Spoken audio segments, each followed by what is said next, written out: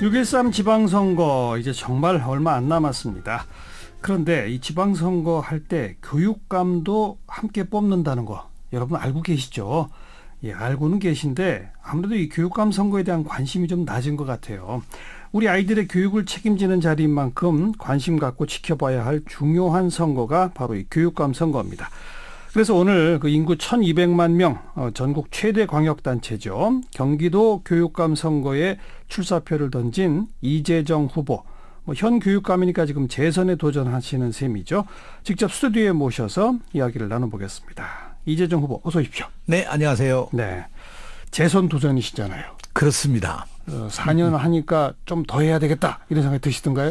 아니, 교육이라고 하는 것이 좀 더 연속적으로 이 정책이 펴나가야 그래도 학생들에게 혼란을 주지 않고 뭔가 완성을 하지 않겠느냐. 예, 예. 그런 생각에서 이번에 뭐 여러 사람들이 저한테 여러 가지 이번에 꼭 한 번 더 해야 된다 이런 요청을 받아서 이렇게 또 나오게 됐습니다. 하긴 전국적으로 지금 이 재선 도전하시는 분들이 많잖아요.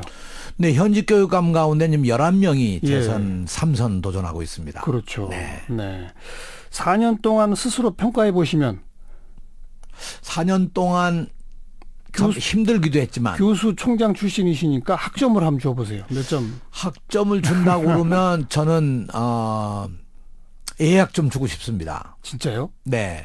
왜냐하면 누리과정 예산 국가에서 했던 그 역사교육과서 국정화 박근혜 예. 정부가 했던 이런 것으로부터 저도 교육을 지켜냈다고 하는 것. 이건 전 A학점이라고 보고요. 그리고 경기도에서 했던 것 가운데 가장 중요한 것이 혁신교육, 혁신학교였는데 그렇죠. 지난 지난 4년간 혁신학교, 혁신교육이 그야말로 아이들에게 행복감을 주고 또 교사들에게는 어떤 보람을 느끼게 하고 뭐 이런 것이 저는 학생들이 우선 행복하니까요. 뭐 그게 최고 아니겠습니까? 네. 그 누리과정 예산 중앙정부가 책임지도록 하는 거랑 역사교과서 국정화 되돌린 거 이건 사실 이재정 교육감께서 혼자 다 하신 건 아니잖아요. 그렇죠. 제가 이제 역시 제가 전국교육감협의회 회장도 했고요. 그래서 교육감들을 정말 성원을 해서 청와대 앞에 1인 시위도 10명의 교육감이 같이 했습니다. 그러니까 참 대단한 거죠. 그러나 결정적으로 이게 결국 벗어난 거는 문재인 정부가 들어서면서 정권이 바뀌면서 해결이 된 거죠. 그렇죠. 네. 그럼 아무튼 계속 저항해 왔다. 네. 정말 끊임없이 싸웠습니다. 혁신학교는 지금 그 경기도 전체에 몇 개 정도 있습니까? 저희가 경기도 전체 학교 수가 한 2,400개 정도 되는데요. 현재 혁신학교가 541개입니다.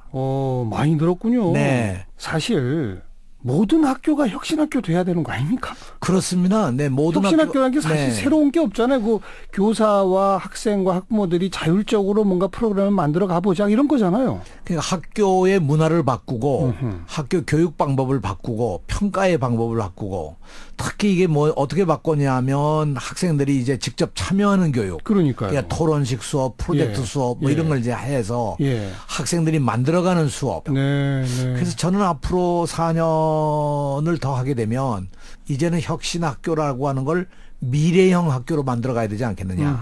그 사실 역사를 따지고 보면 이재정 교육감 전에 김상곤 교육감 때 혁신학교가 경기도에서 처음 시작된 거고. 그렇죠? 그렇습니다. 그게 이제 지금은 뭐 전국적으로도 좀 확산되고 있는 그런 추세잖아요. 그렇습니다. 현재 어쨌든 그래도 경기도가 제일 앞서가 있는 거죠. 전체 학교 가운데 혁신학교의 비율이나 이런 면에 있어서도. 완전히 앞서가고 있는 거죠. 그래서 나머지는 이제 후발이고. 네, 후발이고요. 그 경기도에 와서 견학도 많이 옵니다. 근데 정말 눈에 띄게 학교가 바뀌고 아이들이 활성화가 되고 행복해하니까 이게 달라지는 거죠. 그런데 또 상당수의 학부모들은 이런 혁신학교적인 학교 운영에 뭐 만족하고 중학교, 고등학교 1학년까지는 쭉 다니다가 고등학교 2학년 되면서부터 아이고 이거 대학 입시 때문에 걱정인데 이런 또 약간의 그 양가적인 갈등이 있잖아요. 그게 현실로 보면요. 중학교 때부터 그게 일어납니다. 중학교 때부터. 이걸 좀 더 길게 바라보면 학력이 떨어지는 게 아니라 아이들의 역량이 훨씬 더 커지는 거거든요. 그래서 이걸 오히려 학부모들이 좀 더 큰 눈으로 보면 오히려 아이들의 발전이고 미래를 위해서 더 필요한 일이 아닐까. 네, 정말 그런 말씀 드리고 싶어요. 그 학력 평가도 하잖아요. 그렇습니다. 그럼 혁신학교 아이들의 학력과 그렇지 않은 일반 학교 아이들의 학력이 혁신학교 아이들이 조금 떨어집니까? 더 낫습니까? 이제 중간 단계 그 학업 성적이 이제 기초학력 뭐 이 맨 위에 중간 단계를 있는데 중간 단계 학력이 눈에 띄게 혁신학교는 올라갑니다. 예, 예. 네. 예. 그러나 여전히 그 기초학력 부족한 학생들은 뭐 지금 그냥 답보 상태에 있는 경우가 많죠. 그러나 그 아이들 가운데서도 오히려 학교에 대한 재미는 붙이고 살아갑니다. 네, 네. 그래서 저는 종합적으로 보면 학력도 굉장히 올라가고 있다고 생각합니다. 네. 자, 우리 이재정 교육감이 새롭게 시도한 것 가운데 또 가장 또 논란이 됐던 게 9시 등교제입니다. 그렇죠. 그렇습니다. 이건데 일부 또 조사, 여론조사마다 조금씩 결과는 다릅니다만은 여기 좀 반대하시는 여론도 꽤 높은 걸로 나오는 것들도 꽤 있었거든요. 어떻게 평가하세요, 지금? 지금 뭐 만족도로 얘기하면 뭐, 예, 90%가 넘습니다. 그래요? 네. 그러니까 실제로 9시 등교를 경험해 보지 않은 학교와 경험한 학교가 다릅니다.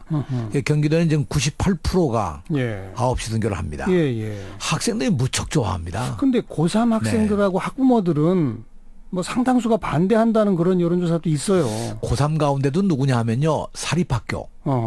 그래서 어떻든 대학 입시에 성과를 내겠다 하는 학교들과 특목고 자사고가 여기에 참여를 안 합니다. 예, 예. 근데 내버려 둡니다, 저는. 예. 어떻게 하겠습니까? 예. 강제로 할 수 있는 일은 예, 아니니까요. 그렇죠.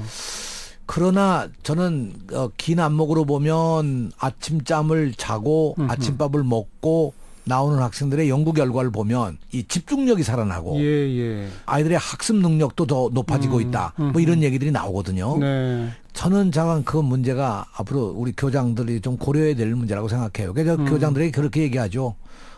이건 교육적으로 판단을 하는 게 옳다. 네, 네. 그러나 학부모들과 학생들이 꼭 일찍 와서 공부해가지고 뭔가 해야 되겠다. 하겠다면 그럼 뭐 말릴 수는 없는 거다. 그건 네. 그렇죠. 그건 네. 저는 학교에 대해 이름에 놓고 있지. 그런 학교들을 뭐 무슨 뭐 조사를 한다든가 무슨 알겠습니다. 뭐 불이익을 주거나 전혀 그렇지 않습니다. 네. 네. 자, 지금 이 경기도 교육감 진보를 자처하는 후보가 우리 이재정 교육감까지 합해서 두 분. 둘. 네. 보수 쪽이 처음엔 한 분이라는데 분이었다가, 거기도 네. 두 분이 됐어요. 두 분이 되고. 그리고 이제 나름 중도를 표방하는 분 한 분. 한 번 그렇게 돼 있습니다. 아, 그러면 진보 둘, 보수 둘, 중도 하나 이런 구도로군요. 아주 균형이 잡혀졌습니다. 근데 왜 진보 후보가 분열됐을까요? 그건 어떻게 된 겁니까? 저는 뭐 이것도 그렇게 나쁘지 않다고 생각해요. 왜냐하면 시민들로부터 경쟁을 선택할 해서? 수 있는 네. 선택의 폭을 넓힌 거 아니겠습니까? 네, 네, 네. 정말 경기도 교육이 지금으로부터 좀 더 새로워져야겠다 하는 생각을 가지면 다른 사람을 선택할 거고요. 그렇죠. 저에 대해서 아까 말씀드린 바와 같이 제 4년간의 업적을 보고 저처럼 A 학점을 주신다면 네. 뭐 또 저를 뽑아주실 수도 있을 거고요. 알겠습니다. 네. 어쨌든 지금 전국에 걸쳐서 지난번 4년 전 지방선거에서도 진보 교육감들이 거의 약진하는 그런 결과가 나왔었지 않습니까? 근데 이번에는 그보다 더 진보 교육감들이 많이 진출할 거다라는 전망도 있던데 그건 어떻게 생각하세요? 저는 그렇게 생각합니다. 11곳 재선 3선을 하는 이 현직 교육감들이 11분이 있고 예. 11분이 모두 진보 그렇죠. 계열입니다. 기타가 6분이 있는데 6명 가운데 아무리 해도 제가 아무리 안 돼도 적어도 4명은 진보 교육감이 될 거라는 생각이고요. 그래요. 나머지 2군데는 경합을 하고 있는데 예. 잘하면 그것도 다 진보 교육감이 되면 아마 유사일에 처음으로 17곳이 다 진보 교육감이 되는 놀라운 일이 벌어질 가능성이 있습니다. 최소 15곳은 이미 됐다. 네, 전 그렇게 생각합니다. 네. 결과를 함께 좀 지켜보겠고요. 뭐 교육감 후보이시지만 통일부 장관을 지내셨기 때문에 또 요즘 우리 정세가 워낙 긴박해서 이건 좀 안 여쭤볼 수가 없는데 문재인 대통령 싱가포르로 6월 12일 날 13일 날 가실까요? 안 가실까요? 저는 가신다고 생각합니다. 왜냐하면 이 남북 정상회담을 지금 2차례 하지 않았습니까? 예. 그 남북 정상회담을 그야말로 완성시키는 것이 이제 북미 정상회담 아니겠습니까? 그렇죠. 그럼 북미 정상회담 한 다음에 당연히 이것은 남북미가 모일 수밖에 없고 모여서 그걸 다 같이 3자가 확인하는 것만이 네. 그야말로 북한 핵 문제를 해결하는 CVID의 것도 역시 마찬가지 그 길이 있어야 될 거고요. 예. 여러 측면에서 저는 이 남북미의 모임이 분명히 있을 거다 하는 생각이고요. 그러면 거기서 종전선언? 종전선언 가능하다고 저는 그렇게 봅니다. 네. 그게 가장 큰 목적이 돼야 되겠죠. 그런데 또 하나 가능성은 저는 아직은 뭐 모르겠습니다만 시진핑 주석까지 가능성이 있지 않느냐. 예. 왜냐하면 거기까지 와야 완성이 되는 거 아니겠습니까? 예. 그야말로 65년 만에 음흠. 2차 대전 이후에 있었던 최대의 전쟁을 마감하는 그 역사적 사건이 네. 그야말로 싱가포르에서 이루어질 수가 있겠죠. 예, 가능성은 대단히 높다. 저는 가능성이 높다고 생각합니다.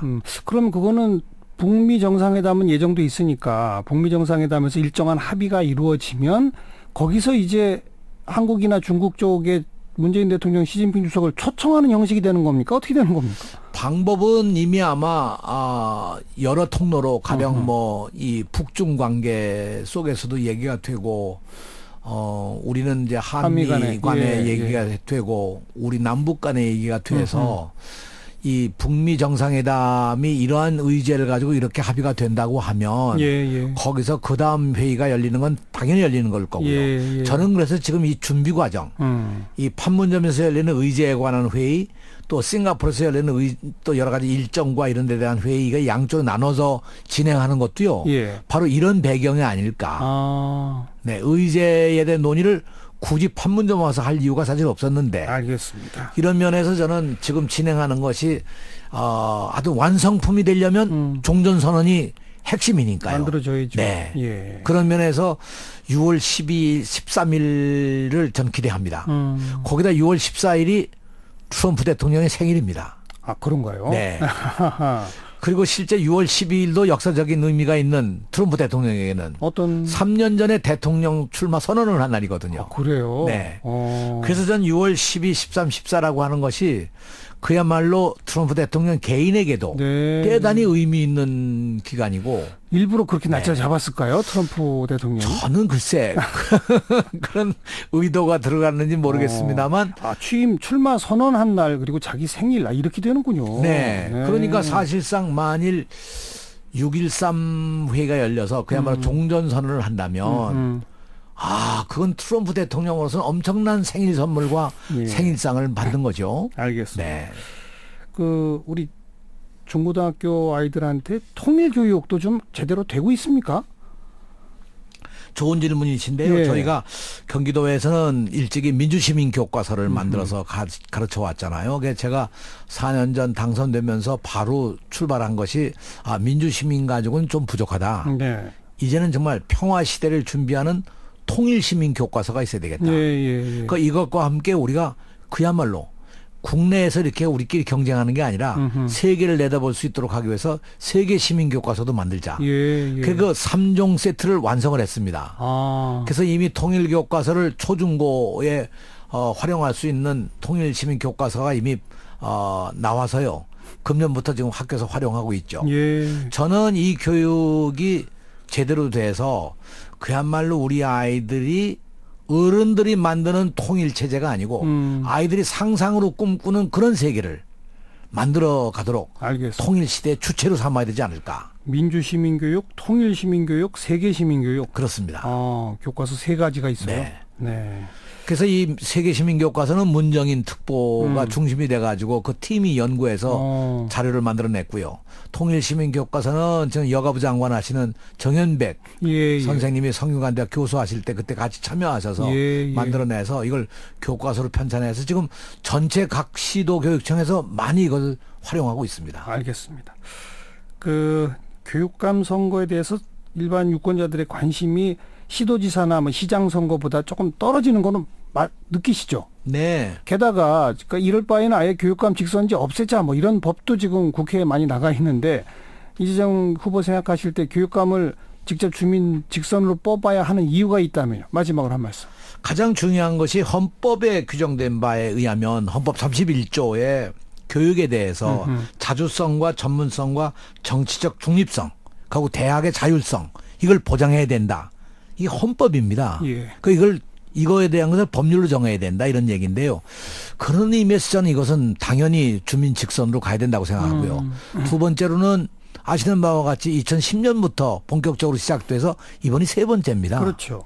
도지사 선거는 그동안 뭐 한 20여 년 이상 예, 쭉 예. 되어 오지 않았습니까? 예. 아직 일천합니다. 시험 기간이 짧다. 네. 아. 그래서 저는 이것을 조금만 더 가면 네. 훨씬 더 의미 있는 선거가 될 수 있고 지난 두 번의 선거로 이미 많이 진화하고 발전하지 않았습니까? 주민들의 관심도도 높아질 네. 거다. 네. 네. 그리고 무엇보다요. 제가 시도교육감협의회 회장하면서 보니까 각 시도가 그야말로 교육부의 획일적인 교육이 아니고 네. 다양한 그 지역적 특성을 살려내는 교육을 만들어가고 있거든요. 그래야죠. 주민이 주인이니까요. 그래야죠. 예. 저는 그런 의미에서 각 지역의 다양한 교육을 만들어내기 위한 목적으로도 나는 이것을 획일적으로 가지면 안 된다는 생각입니다. 알겠습니다. 교육계 일각에서는 교육부를 없애야 교육개혁이 된다는 얘기도 나오던데 교육부 없애버릴까요? 저는 문재인 대통령 공약에도 나왔습니다만 이 국가교육위원회를 네, 네. 만들어낸다면 저는 당연히 교육부는 사라지고 국가교육위원회의 사무국 같은 형태로 들어가야는 옳다고 생각해요. 예. 그러면 교육을 실제로 현장 중심으로 다 주고 그렇죠. 그리고 교육이 그야말로 국가의 기관 정책을 예, 예. 세우는 그런 기관으로 가야 되지 않을까. 현재 제가 문재인 대통령 직속 국가교육회의의 또 당연직 위원입니다. 예. 거기서도 제가 주장하는 바는 아무튼 긴 안목을 보고 네. 이 교육개혁에 있어서 교육개혁 내용도 중요하지만 교육 행정 이것도 우리가 심각하게 고려해서 만들어 나가야 된다 이런 생각을 말하고 있습니다. 국가교육위원회를 명실상부하게 만들고 교육부는 거기 사무국 정도로 축소되고 네. 각 지역 자율적인 교육 정책이 되도록 한다. 네. 전임 경기교육감인 김상곤 교육부 장관은 꽤 좀 화를 낼 것 같은데요. 글쎄요, 잘 모르겠습니다만 저는 이런 길이 4차 산업혁명 시대를 네. 준비할 수 있고 그야말로 앞으로 미래 시대를 만들어갈 수 있는 체제가 아니겠느냐 네. 이런 생각이죠. 왜냐하면 교육은 이 관료들이 일을 잘못한다는 게 아니라 관료 체계로서 만들어질 수 있는 문제는 아니라고 생각합니다. 그렇죠. 보다 더 상상력과 창의력을 만들어내려면 그 틀을 어떻든 좀 변화시켜야 되죠. 알겠습니다. 자, 이제 며칠 안 남았는데 좋은 성과 있길 기대하면서 지켜보겠습니다. 오늘 고맙습니다. 네, 감사합니다. 이재정 경기교육감 후보를 함께 만났습니다.